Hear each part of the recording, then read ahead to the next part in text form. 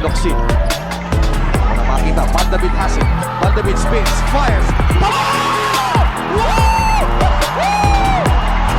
Ano yan? Well, knockdown. Teka muna. Set mo natin kung counter ng tira. Van de Beek. Oh, it will count. The referee said it will count. Yes, that's official. And this is the biggest comeback of any team sa history nito mga SPB All-Filipino Cup. And it took the guns of Van de Beek. Ang guy na hindi masyadong maganda ang inilalaro. Oh yes, historic game here.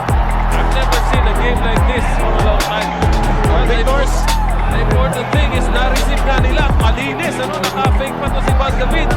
Within 2 seconds, he got the shot up. Ayun po. Coach, this is like winning a championship. Ito ang si Taulaba, no? Again. Well, yun nga sinasabi natin, the agony of defeat. Ayan, makikita natin. But Asi Taulaba played a great game. Actually, he played a great conference for Mobileye. Hindi his best, no? Pero alam mo kasi marami pong gera. Oo.